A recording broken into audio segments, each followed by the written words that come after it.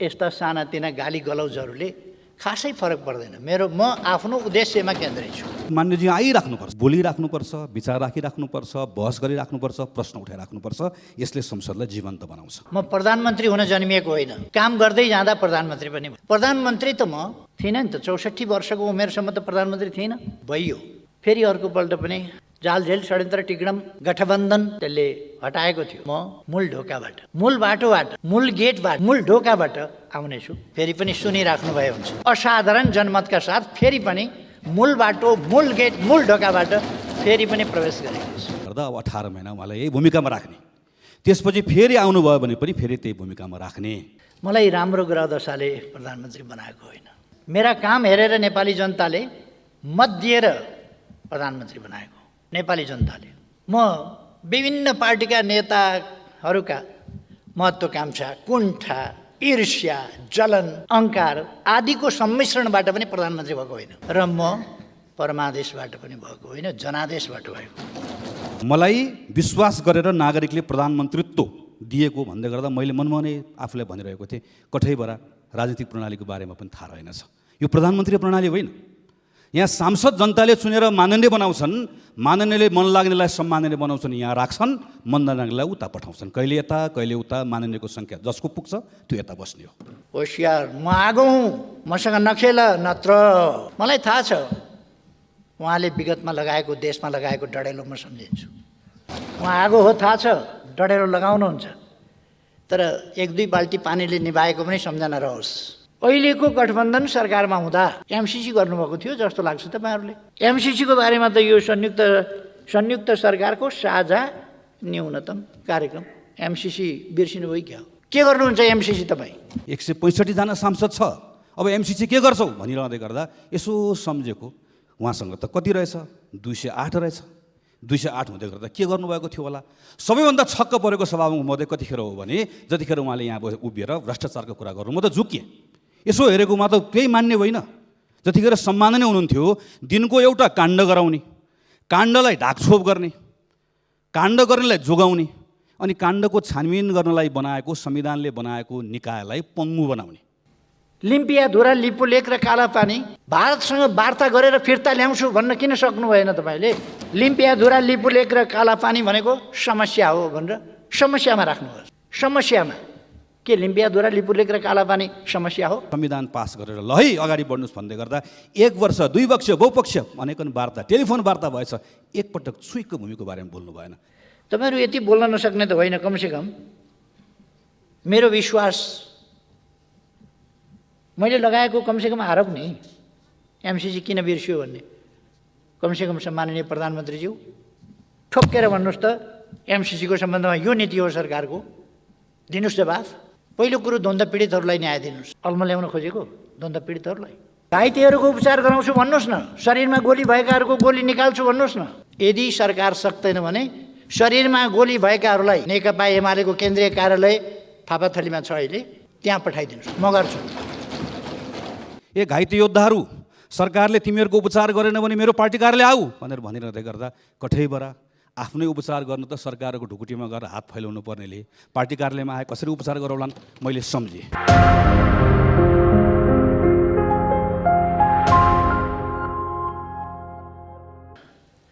मित्रहरू असाध्य हौसिनु भएको छ। दसैँ आए जसरी केटाकेटी आँगनमा नाचे जस्तो नाच्दै ठिक भएछ। 1 महिनासम्म आज पनि मैले बसेर सुने। धन्यवाद र बधाई के का लागि भन्दा 1 महिना केही नगरेको हुनाले धन्यवाद र बधाई खुब चल्यो। धन्यवाद र बधाई, बधाई धन्यवाद। श्रावण 26 गते निवर्तमान प्रधानमन्त्रीजीले प्रमुख प्रतिपक्षी दलको नेताको हैसियतमा पहिलो पटक संसदमा उभिएर बोल्नुभयो। प्रधानमन्त्री ओलीको कट्टर आलोचक रहेको मेरो एकजना मित्रले भन्नुभयो यो भूमिका भने उहाँलाई ठ्याक्कै सुहाउँदो रहेछ। अनि मैले उहाँलाई भने यस्तै सुहाउने भएको हुनाले गर्दा अब 18 महिना उहाँलाई यही भूमिकामा राख्ने, त्यसपछि फेरि आउनुभयो भने पनि फेरि त्यही भूमिकामा राख्ने हामीले यो निर्णय गरेका छौँ भनेर मैले उहाँलाई सुनाएँ। म माथि निकै प्रहार गरेको देखियो, भइरहेको पनि छ। मलाई त्यसमा चिन्ता छैन। समृद्ध नेपाल, सुखी नेपालीको राष्ट्रिय आकाङ्क्षा तोकेर र त्यस उद्देश्यलाई प्राप्त गर्न त्यस गन्तव्यतर्फको यात्रामा हिँडेको म। नेपाललाई समृद्ध बनाउने, नेपाली जनतालाई सुखी बनाउने उद्देश्य बोकेर हिँडेको मान्छेलाई यस्ता सानातिना गाली गलौजहरूले खासै फरक पर्दैन। म आफ्नो उद्देश्यमा केन्द्रित छु। म एउटा अनुरोध गर्न चाहन्छु, मान्यजी आइराख्नुपर्छ, बोलिराख्नुपर्छ, विचार राखिराख्नुपर्छ, बहस गरिराख्नुपर्छ, प्रश्न उठाइराख्नुपर्छ। यसले संसदलाई जीवन्त बनाउँछ। केही नगरेको भन्दाखेरि पनि केही गरेको पनि छ। म अलिकति पछि आउँला। सुकुम्बासी आयोग जस्ता, भूमिहीन आयोग जस्ता बन्द गरेर तिनीहरूको घाँटी सेर्ने काम भएकै छ, त्यता पछि आउँला। मैले नेतृत्व गरेको पार्टीका नीति, कार्यक्रम, योजना र लक्ष्यहरू त्यसै अनुरूप तय गर्दै तदनुसारकै व्यवहार र प्रयास मेरो नेतृत्वको सरकारले गर्यो। सभामुख महोदय, म एउटा कुरा दोहोऱ्याउन चाहन्छु। म यो देश र यस देशका जनताको सेवाको निम्ति जन्मिएको जस्तो ठान्छु।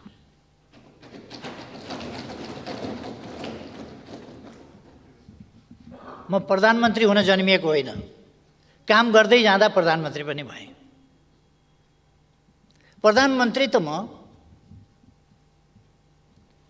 थिइनँ नि त। 64 वर्षको उमेरसम्म त प्रधानमन्त्री थिइनँ।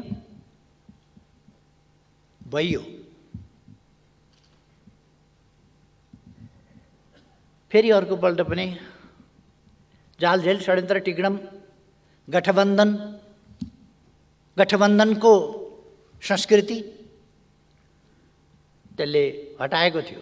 त्यति बेला मैले त्यस बेला भनेको थिएँ, म ज्यालबाट होइन, जस्केलाबाट होइन, छिँडीबाट होइन, भेन्टिलेटरतिरबाट होइन, कि भेन्टिलेसनबाट होइन, म मूल ढोकाबाट, मूल बाटोबाट, मूल गेटबाट, मूल ढोकाबाट आउनेछु। फेरि पनि सुनिराख्नु भए हुन्छ। पहिले पनि मैले भनेको थिएँ, फेरि पनि सुनिराख्नु भए हुन्छ। असाधारण जनमतका साथ फेरि पनि मूल बाटो, मूल गेट, मूल ढोकाबाट फेरि पनि प्रवेश गरेको छु। मलाई राम्रो ग्रह दशाले प्रधानमन्त्री बनाएको होइन। मेरा काम हेरेर नेपाली जनताले मत दिएर प्रधानमन्त्री बनाएको। नेपाली जनताले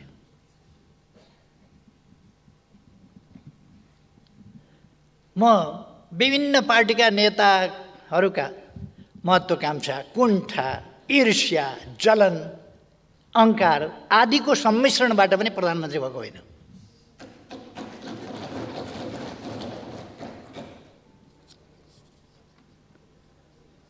विभिन्न स्वार्थहरूको प्राप्तिका प्रयासहरूको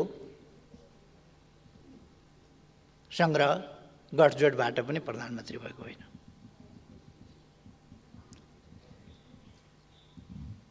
त्यस्ता विभिन्न असफलताहरूको फ्रिक्सन, त्यस फ्रिक्सनबाट उछिटिएर मेरो भागमा प्रधानमन्त्री पनि आएको होइन।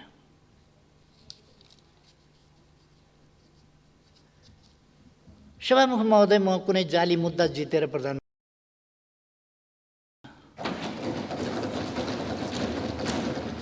र म परमादेशबाट पनि भएको होइन, जनादेशबाट भएको। प्रधानमन्त्रीको पदमा विश्वास गर्छु, दाइजो, दान, दातव्य वा जजमानबाट, जजमानीबाट प्राप्त हुने चिज होइन। मैले पाएको प्रधानमन्त्रीको जिम्मेवारी नेपाली जनताले ममाथि प्रकट गरेको विश्वास हो र ममाथि विश्वास गरेर सुम्पिएको जिम्मेवारी हो। अपवित्र, अनुचित, असामयिक, असान्दर्भिक, अलोकतान्त्रिक, असंवैधानिक गठबन्धनबाट त्यो जिम्मेवारी खोसिया छ। राजनीतिमा कहिले कहिले यस्तो हुन्छ, हुँदो रहेछ। दुनियाँमा एउटा नजिर नयाँ कायम भएको छ, अदालतबाट प्रधानमन्त्री तोकिने, विश्वमा पहिलो रेकर्ड। होइन भने कसैले बताइदिनुहुन्छ, भए हुन्छ, अन्त पनि यस्तो रेकर्ड थियो। मेरो जानकारीमा अहिलेसम्म त्यस्तो रेकर्ड भएको थाहा छैन। म एउटा सत्तापक्षका मान्यजीहरूलाई आग्रह गर्न चाहन्छु, अदालतलाई धेरै विवादमा ल्याइरहनु पर्ने छैन। तपाईँहरू जसरी विवादमा ल्याउन खोजिरहनु भएको छ अदालतलाई, अदालतले जे गर्यो त्यसको समीक्षा होला, त्यसको मूल्याङ्कन होला, त्यसका वाक्य र शब्दको इतिहासले मूल्याङ्कन गर्ने नै छ। कोही पनि इतिहासको खरो मूल्याङ्कनबाट उम्किन सक्दैन। एकछिन होला, अहिले तपाईँ हामी पार्लियामेन्टमा छौँ, हामी कहिले कहिले त मान्छेले मर्छु भन्ने पनि बिर्सिन्छ र असाध्य दम्भ देखाउँछ। कहिले कहिले मान्छेले सधैँ म यहीँ भइरहने होइन है भन्ने कुरा पनि बिर्सिन्छ र दम्भ देखाउँछ। म त्यसो गरिरहनु आवश्यक ठान्दिनँ। तर प्रश्न गरिरहँदा एउटा कुरा हेक्का राख्नुपर्छ, प्रश्न शून्यबाट आउँदैन, प्रश्नको पृष्ठभूमि हुन्छ। कसले गर्यो, कहिले गर्यो, किन गर्यो, यो हेरिन्छ। मानिसले बोलिरहँदै गर्दा मलाई विश्वास गरेर नागरिकले प्रधानमन्त्रीत्व दिएको भन्दै गर्दा मैले मनमा नै आफूलाई भनिरहेको थिएँ, कठैबरा राजनीतिक प्रणालीको बारेमा पनि थाहा रहेन। प्रधानमन्त्रीबाट हट्नु परेकोमा किञ्चित चिन्ता छैन।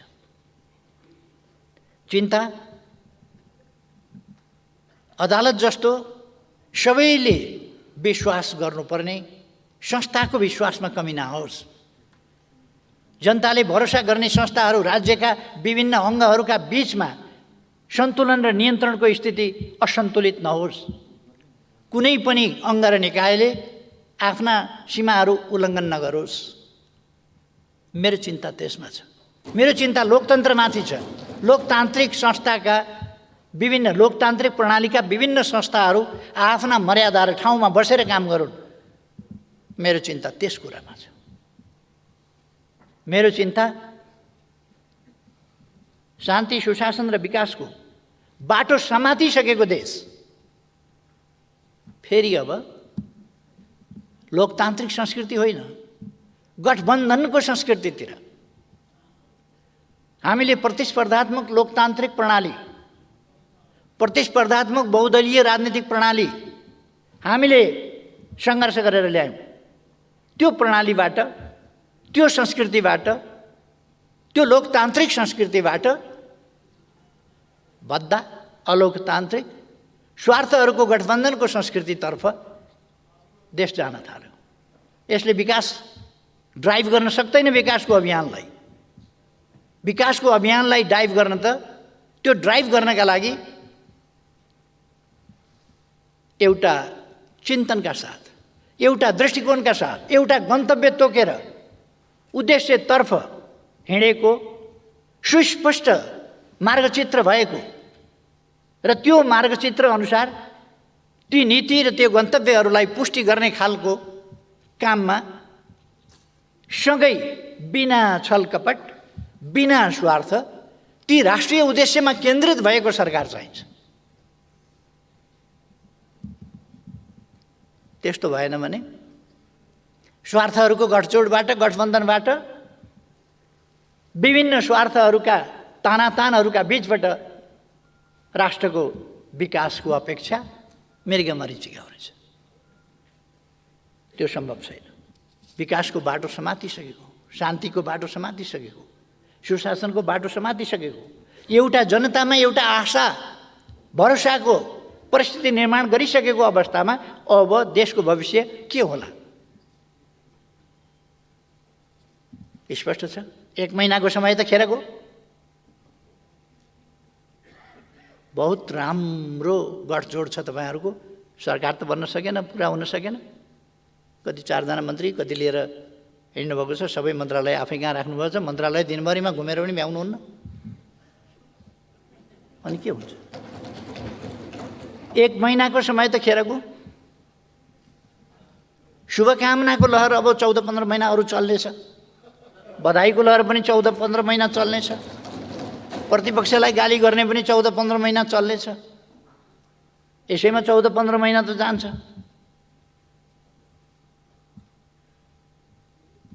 भोटोको फेर समातेर आँगनमा नाच्दा नाच्दै जाने भयो तपाईँहरूको समय।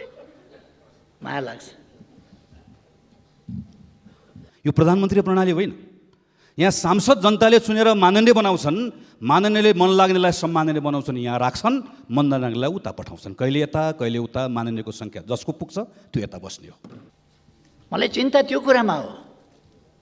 देशको विकासको यो प्रतिपक्षको सुन्नुभएको छ नि, यसलाई सुनेर सम्बोधन गर्नुहोस्, जवाफ दिनुहोस्, मेरो अहिलेको भनाइलाई असफल बनाइदिनुहोस्, विकासको तेज रफ्तारमा गति चढाउनुहोस्। तर सम्भव छैन, सम्भव छैन।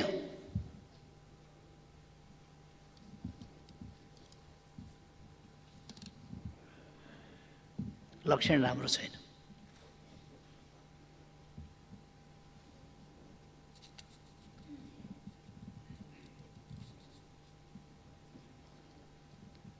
अहिले के गर्दै हुनुहुन्छ? सत्ता परिवर्तन हुने बित्तिकै, सरकार परिवर्तन हुने बित्तिकै, परिवर्तित सरकार, अर्को सरकार बन्ने बित्तिकै सत्ता पक्षका नेताहरूले यसै रोस्टमबाट भन्नुभयो, होशियार, म आगो हुँ, म आगो हुँ, मसँग नखेल नत्र भन्नुभयो। मलाई थाहा छ उहाँले विगतमा लगाएको, देशमा लगाएको डढेलो म सम्झिन्छु। उहाँ आगो हो, थाहा छ, डढेलो लगाउनुहुन्छ, तर एक दुई बाल्टी पानीले निभाएको पनि सम्झना रहोस्। यस्तो डढेलो निभाउन ओर्न हामीलाई पनि आउँछ। यस्ता आगो सागो निभाउन पानी खनाउनुपर्छ, पानी। तर प्रतिपक्षलाई धम्क्याउने, सरकार बन्दैछ बाबा, धम्की, म आगो हुँ, धम्की, मसँग नखेल, धम्की।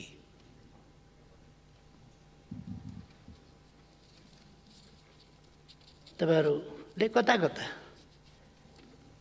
अहिले भर्खर अस्तिका दिन सडकमा एउटा कागज वितरण गरेका देखेँ मैले। त्यस कागजमा राष्ट्रिय सहमति जस्तो कुरा पनि लेख्नु भएछ। राष्ट्रिय सहमति, प्रतिपक्षलाई गाली गरेर, सरापेर, सत्तो सराप गरेर कस्तो राम्रो बाटो निकाल्नु, कस्तो राम्रो तरिका। प्रतिपक्षलाई धम्काएर राष्ट्रिय सहमति नत्र भनेर, नत्र के गर्नुहुन्छ? अघिल्लो सरकारका पालाका निकै बदखुवाई गर्न खोज्नुभयो। आज पनि कतिपय सांसदहरूले यो सरकार भनेको एउटा निरन्तरताको कुरा पनि हो। अर्को सरकार फेरियो भने त्यस अघिल्ला सरकारले गरेका काम कारबाहीहरू, नीति निर्णयहरू, ती राम्रा कुराहरूलाई अगाडि बढाउनुपर्छ। र कुनै सहमति गरेको छ सरकारले भने त्यसलाई पछाडि आउने सरकारले त्यसलाई अगाडि बढाउनुपर्छ। हिजो जुन विभिन्न राजनीतिक शक्तिहरूसँग अघिल्लो सरकारले सहमति गरेर ठुला उपलब्धिहरू हासिल गरेको छ, ती उपलब्धिहरूलाई कदर गर्नुपर्छ, तिनलाई कार्यान्वयन बाँकी रहेकाहरूलाई कार्यान्वयनमा लानुपर्छ। त्यतापट्टि म ध्यानाकर्षण गर्न चाहन्छु।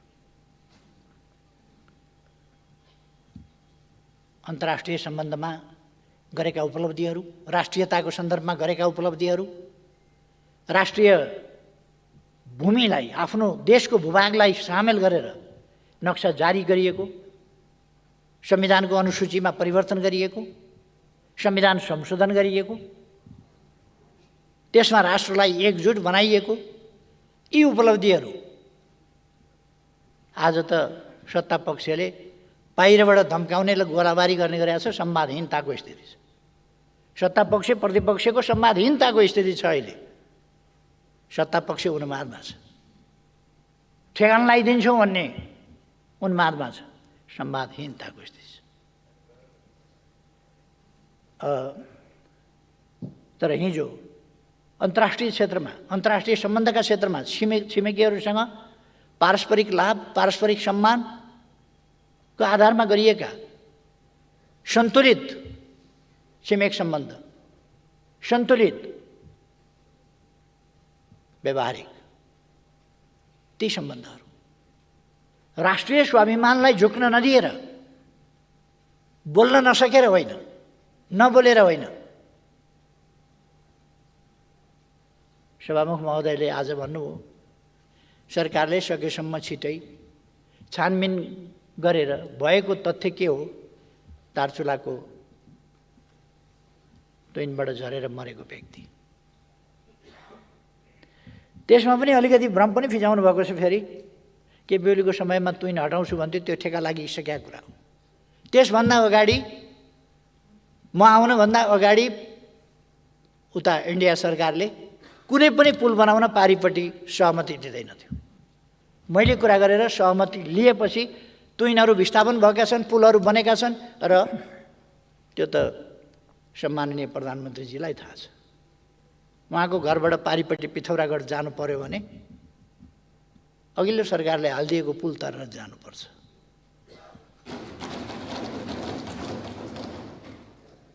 अहिलेको गठबन्धन सरकारमा हुँदा एमसिसी गर्नुभएको थियो जस्तो लाग्छ तपाईँहरूले। एमसिसी गर्नुभएको थियो। एमसिसीको बारेमा त यो संयुक्त सरकारको साझा न्यूनतम कार्यक्रम, एमसिसी बिर्सिनुभयो क्या हो? एमसिसी त यहाँ त खोइ मैले त देखिनँ यता कतै। एमसिसी छैन कहीँ।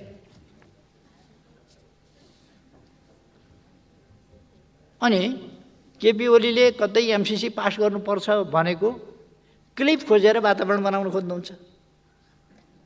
गाली गर्ने, फेरि मेरै क्लिप बजाएर वातावरण बनाउन खोज्ने।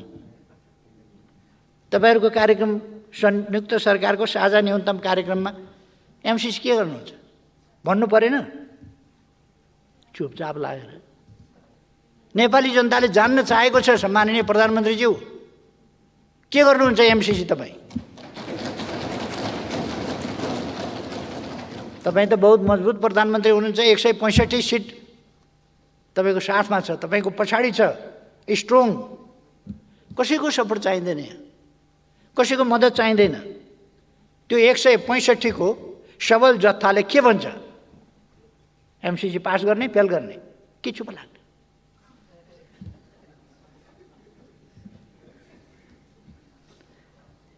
त्यही भएर म भन्छु जस्केलाबाट छिर्ने आदत नगरौँ। सरकारमा त छिरियो, सबै कुरामा जस्केला। 165 जना सांसद छ, अब एमसिसी के गर्छौ भनिरहँदै गर्दा यसो सम्झेको उहाँसँग त कति रहेछ? 208 रहेछ। 208 हुँदै गर्दा के गर्नुभएको थियो होला? सबैभन्दा छक्क परेको सभामुख महोदय कतिखेर हो भने जतिखेर उहाँले यहाँ उभिएर भ्रष्टाचारको कुरा गर्नु, म त झुकिएँ। यसो हेरेकोमा त केही मान्ने होइन। जतिखेर सम्माननीय हुनुहुन्थ्यो, दिनको एउटा काण्ड गराउने, काण्डलाई ढाकछोप गर्ने, काण्ड गर्नेलाई जोगाउने, अनि काण्डको छानबिन गर्नलाई बनाएको संविधानले बनाएको निकायलाई पङ्गु बनाउने, विधेयकको कुरा गर्नुभयो। बनाउनु पर्ने कानुन बनाउँदै नबनाउने, नबनाउनु पर्ने कानुन एकपछि अर्को बनाउने, बनाएर संसदतिर आयो भने पनि बाटोमै छेकिदिने। अहिले बडो विधेयकको चिन्ता गर्नुभयो। संयुक्त सरकारको साझा न्यूनतम कार्यक्रममा लिम्पियाधुरा, लिपुलेक र कालापानी भारतसँग वार्ता गरेर फिर्ता ल्याउँछु भन्न किन सक्नु भएन तपाईँले? लिम्पियाधुरा, लिपुलेक र कालापानी भनेको समस्या हो भनेर समस्यामा राख्नुहोस्।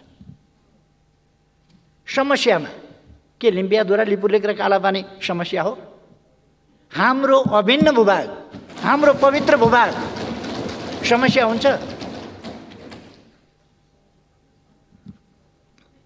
समस्या समाधान गर्ने, यो भने के? यो समस्या हो भने त तपाईँले छोडिदियो भनेदेखि त समस्या समाधान होला नि। के भनेको यो समस्या समाधान गर्छु भनेको? स्पष्ट रूपमा हाम्रो भूमि हामी फिर्ता लिन्छौँ भन्नुपर्छ कि यो समस्या हो समाधान गर्छु भन्नुपर्छ? यस्तो खुट्टा कमाउनु पर्ने कसले बनायो? कसले बनायो यस्तो खुट्टा कमाउनु पर्ने? अघिल्लो सरकार यस्तो थियो, उस्तो थियो, अनेक थियो, सबै थियो। तर यति त आँट गरेर कमसेकम नक्सा बनाउँथ्यो, छाप्थ्यो, संविधान संशोधन गर्थ्यो, त्यसलाई संविधानको अङ्ग बनाउँथ्यो। भारतलाई पत्राचार गर्थ्यो, संवाद गर्थ्यो। अहिले लिम्पियाधुरा, लिपुलेख र कालापानी समस्या हो। समस्या होइन, त्यो हाम्रो भूभाग हो, पवित्र भूभाग हो। त्यो फिर्ता लिनुहोस्।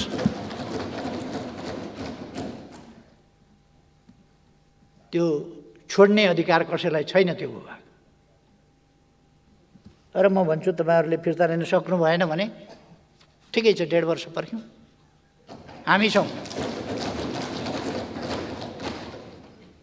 जब उहाँले बोल्दै गर्दा भन्नुभयो भूमि फिर्ता कहिले आउँछ, कहिले ल्याउँछौ, मैले यसो गनेर हेरेको ज्येष्ठ 31 गते 2077 सालमा सिङ्गो संसद उभिएर संविधान पास गरेर ल है अगाडि बढ्नुहोस् भन्दै गर्दा 1 वर्ष 2 वर्ष बहुपक्ष अनेकन वार्ता, टेलिफोन वार्ता भएछ, एकपटक छुइको भूमिको बारेमा बोल्नु भएन।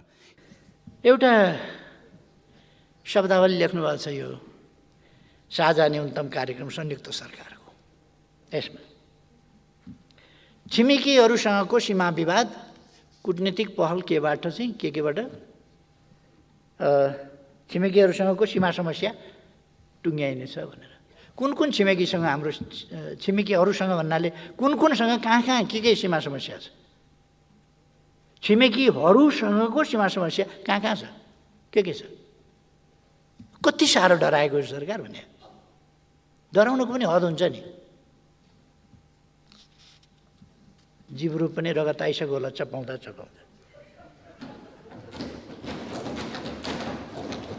असमान सन्धिहरूको सम्बन्धमा के गर्ने भन्नुभएको छ? कुन कुन असमान सन्धि? इपिजीको रिपोर्टको सम्बन्धमा यो सरकारको भनाइ के? कुनै ठोस कुरा यो संयुक्त सरकारको साझा नीति न्यूनतम कार्यक्रम बनाउनु भएको छ, यति लामै छ यो, 14-15 कति पेजको लागि। यसमा ठोस तोकेर चाहिँ केही पनि बोल्न सक्दैन। लिम्पियाधुरा, लिपुलेख, कालापानी फिर्ता ल्याउँछु भन्न सक्दैन। एमसिसी यसो गर्छु भन्न सक्दैन। छिमेकीहरूसँग कहाँ कहाँ समस्या छन् त्यो भन्न सक्दैन। असमान सन्धिहरू कोसँग छ, के सम्बन्ध, के भन्न खोजे? अघि भर्खर एकजना माननीयले कुरा उठाउनु भएको थियो, 1947 को ब्रिटिस इन्डियाबाट फर्किने बेलामा गरिएको तथाकथित त्रिपक्षीय गोर्खा सैनिक सम्बन्धी सन्धि, त्यो हो। 1950 को ट्रिटी हो अथवा के हो? महाकाली ट्रिटी हो, एमसिसी हो, बिआरआई हो, के हो? केही पनि बोल्न सक्नुहुन्न, चुइक बोल्न सक्नुहुन्न, गोलमटोल। एउटा बोल्न खोज्छ अर्काले हुँदैन भन्छ, अर्को बोल्न खोज्छ अर्काले हुँदैन भन्छ, त्यस्तै त होला।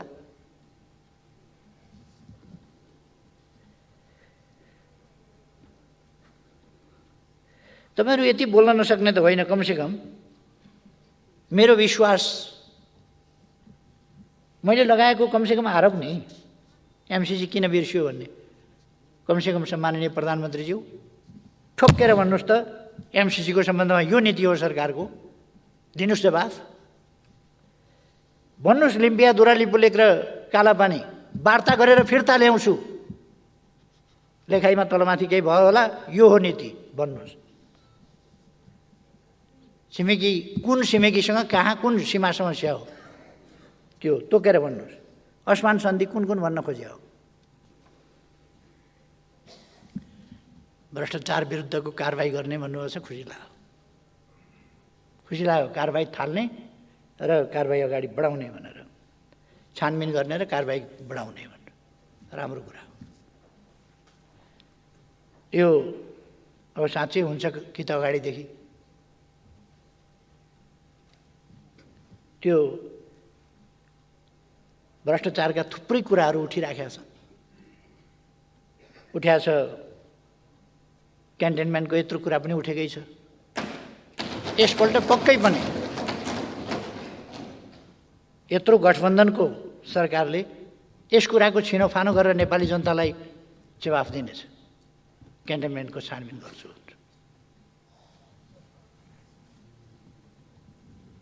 ललिता निवास पनि गर्छ होला,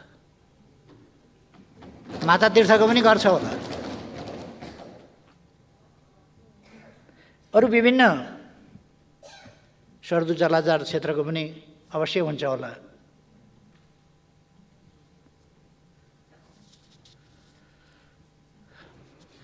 मैले आशा मात्रै गरौँ, यो कुनै राजनीतिक प्रतिशोधका लागि बोल्न खोजिएको, धम्काउन खोजिएको विषय होइन होला। सभामुख महोदय, यसमा द्वन्द्व पीडितलाई सम्मान गर्ने पनि भनेको छ। द्वन्द्व पीडितलाई सम्मान, पहिलो कुरो द्वन्द्व पीडितहरूलाई न्याय दिनुहोस्। तपाईँले बुट्टे खाँदा उडाइदिएर अल्मल्याउन खोजेको द्वन्द्व पीडितहरूलाई? घाइतेहरूको उपचार गराउँछु भन्नुहोस् न, शरीरमा गोली भएकाहरूको गोली निकाल्छु भन्नुहोस् न। यदि सरकार सक्दैन भने शरीरमा गोली भएकाहरूलाई नेकपा एमालेको केन्द्रीय कार्यालय थापाथलीमा छ अहिले, त्यहाँ पठाइदिनुहोस्, म गर्छु।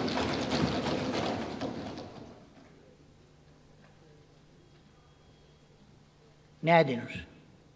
गठबन्धनको संस्कृति भित्रियो, कत्रो चिन्ता गर्नुभएको, त्यो उभिँदै गर्दा यसो मनमा लाग्यो कि लागेन होला। यो सिङ्गो संसदबाट एक मना सरकार थियो, करिब करिब 2/3 सरकार थियो, एउटै पार्टीको बहुमत भएको सरकार थियो। यहाँ मात्र होइन, प्रदेशमा पनि थियो। जताततै गठबन्धन मेरै अहङ्कारको कारणले गर्दा आएको भन्ने सम्झनु भयो कि सम्झनु भएन होला। मलाई उदेक कतिखेर लाग्यो भने ए घाइते योद्धाहरू, सरकारले तिमीहरूको उपचार गरेन भने मेरो पार्टी कार्यालय आऊ भनेर भनिरहँदै गर्दा कठैबाट आफ्नै उपचार गर्न त सरकारको ढुकुटीमा गएर हात फैलाउनु पर्नेले पार्टी कार्यालयमा आए कसरी उपचार गराउलान् मैले सम्झेँ। छानबिन गर्नुहोस् न। त्यत्रो गौर हत्याकाण्ड भयो, निर्दोष निहत्था मान्छेहरू मारिए, अराजकता, अनुशासनहीनता, दण्डहीनताको अन्त्य गर्छु भन्नुभएको छ यस संयुक्त सरकारको साझा न्यूनतम कार्यक्रम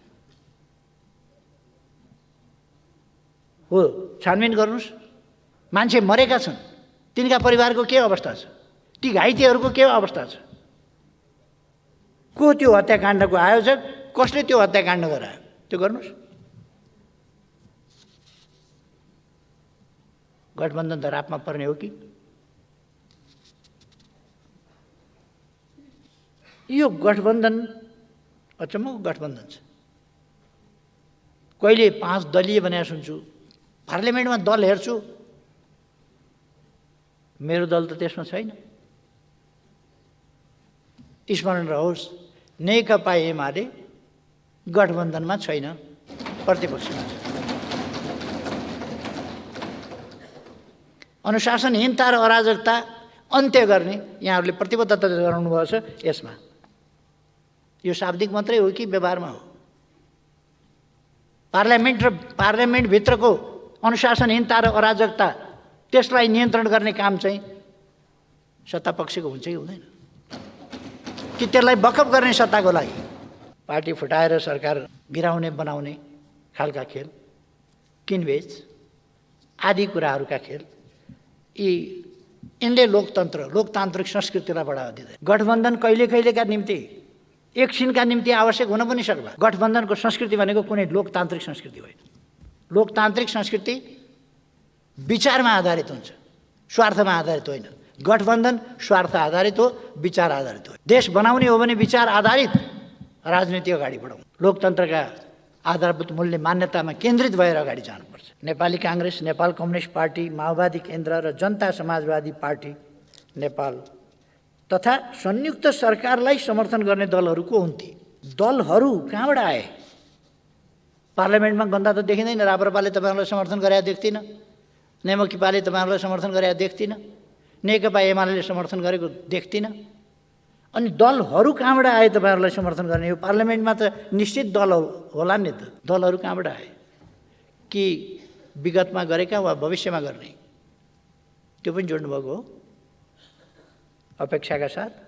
यहाँ तपाईँहरूले आपसी संवाद, सहमति र सहकार्यको संस्कृतिको विकास गर्दै राष्ट्रिय एकता सुदृढ गर्ने भन्ने पनि राख्नु। राष्ट्रिय एकताका निम्ति तपाईँले बाटो के छान्नुभएको छ भने एउटा प्रश्नको उत्तर यो नयाँ सरकारले दिनुपर्छ, तर गफबाट होइन, कुराबाट होइन, कामबाट।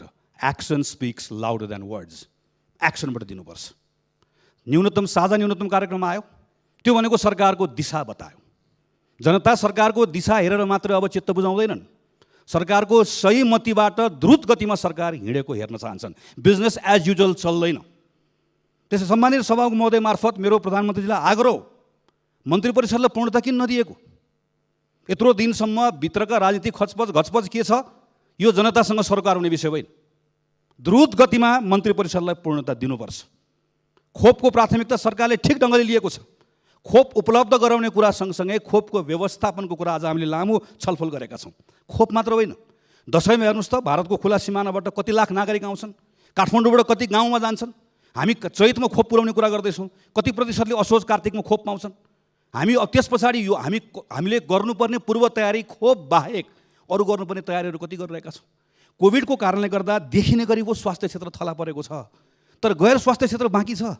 कृषिको क्षेत्र, शिक्षाको क्षेत्र, सेवाको क्षेत्र हेर्नुहोस् त, पर्यटन, यातायात, मनोरञ्जनको क्षेत्र, कति मान्छे कङ्गाल बनेका छन्, घरबार डुबेको छ मानिसहरूको। यिनीहरूको क्षेत्रमा ठोस काम गर्नुपर्छ कि पर्दैन? अघि एकजना मान्यज्यूले भन्नुभयो, यहाँ बोल्दै गर्दा जति पटक परमादेश भने पनि त्यही परमादेशका आधारमा मान्यज्यूहरू यहाँ आउनुभएको छ, थपक्क बस्नुभएको छ। कोही जानेवाला हुनुहुन्न, राजीनामा दिएर बिल्ला लाएरै आउनुहुन्छ। म सरकारलाई भन्छु, चित्त नदुखाउनुहोस्। चित्त दुखेर भन्नुभएको, बोसो लागेको बेलामा प्रतिपक्षमा बस्दै गर्दा गाह्रो हुन्छ, केही समय बिस्तारै बानी पर्छ। तर यति भन्छु सरकारलाई, मान्यज्यूले उठाउनु भएको कुरामा ध्यान दिनुहोस्। गम्भीर विषयहरू उठाउनु भएको छ शून्य समयमा, यो विशेष समयमा। अफगानिस्तानको नेपाली नागरिकहरूको रेस्क्यु गर्ने कुरा, वा भूतपूर्व ब्रिटिस गोर्खाहरू अहिले बेलायतमा बसिरहेको अनसनको कुरा, वैदेशिक रोजगारमा जाने नागरिकहरूको कहिले क्युआर कोडको कारणले गर्दा, कहिले हाम्रो टेस्ट नभएको कारणले गर्दा हेर्नुहोस् त इपिएस दिएर बसेका कति नागरिकहरू सरकारले एउटा निर्णय गरिदियो भने कोरिया जान पाउँछन्। परीक्षा दिने विद्यार्थीको हालत हेर्नुहोस् त।